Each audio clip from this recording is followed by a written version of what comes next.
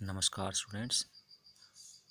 आज का हमारा चैप्टर है बीए फर्स्ट ईयर सेमेस्टर 1 के लिए, जिसका टाइटल है the generation gap.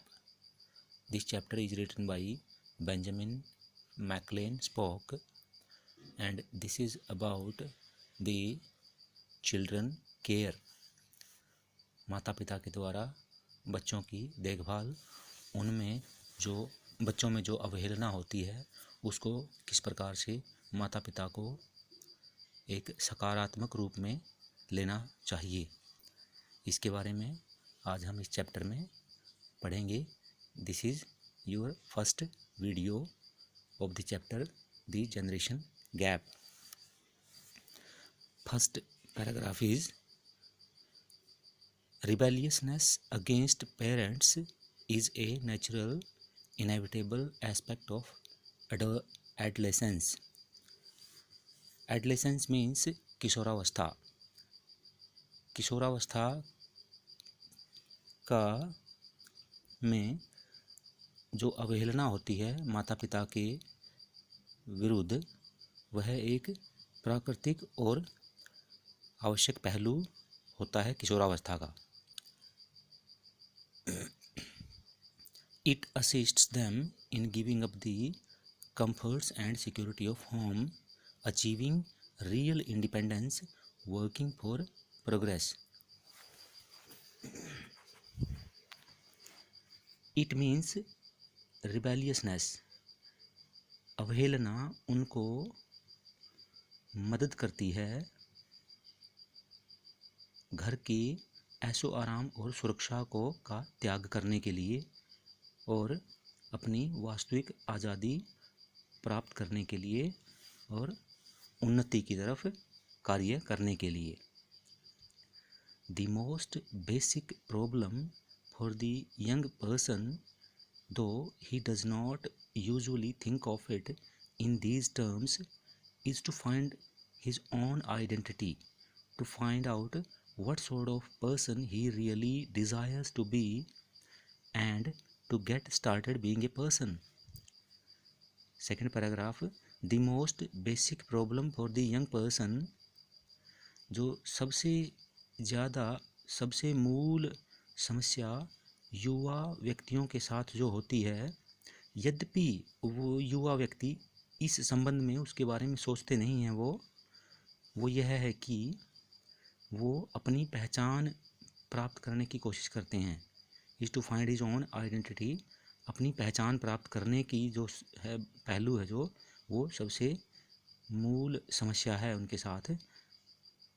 To find out what sort of person he really desires to be, यह पता करना कि वह किस प्रकार का व्यक्ति बनना चाहता है या चाहती है। And to get started being a person, और व्यक्ति के रूप में शुरुआत करना। This does not mean just the specific job he will take or the hobbies he will enjoy. इसका मतलब यह नहीं है कि कोई विशेष जो कार्य प्राप्त करना या कोई अपना शौक का आनंद लेना, इसका मतलब यह नहीं है।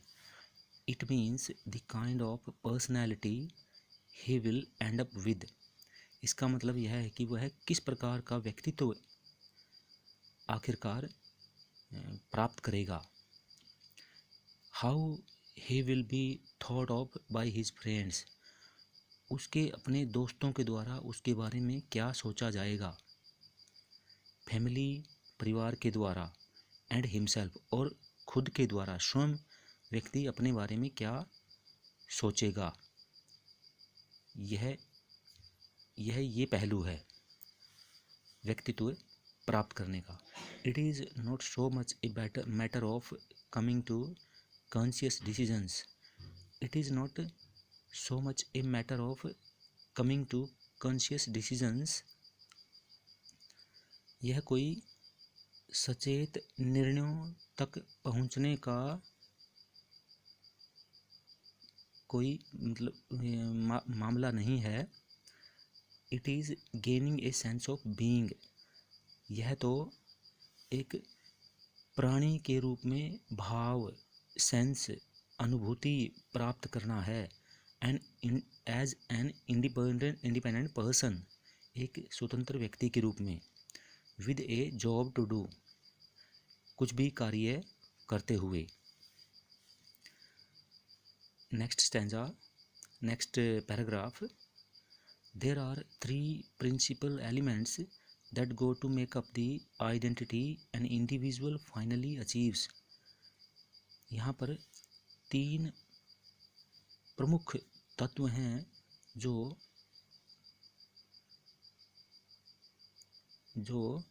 go to make up the identity an individual finally achieves, व्यक्ति आखिरकार जो प्राप्त करता है, पहचान के रूप में प्राप्त करता है, उसको बनाने वाले 3 प्रमुख तत्व हैं। First and foremost is the character he was developing all through childhood. सबसे पहला और महत्वपूर्ण है चरित्र का निर्माण, जो कि वह बचपन से ही, चाइल्डहुड से ही विकसित कर रहा था। A boy beginning at about the age of 3, एक कोई भी लड़का जो 3 साल की उम्र से ही शुरुआत करता है, has been striving to be a man just like his father, has been striving to be a man just like his father, अपने पिता की तरह बनने के लिए परिश्रम कर रहा होता है। And the little girl to be like her mother, और छोटी सी लड़की 3-4 साल की जो बचपन से ही अपनी माता की तरह बनना चाहती है। This is your first video of the generation gap. बाकी का नेक्स्ट वीडियो में।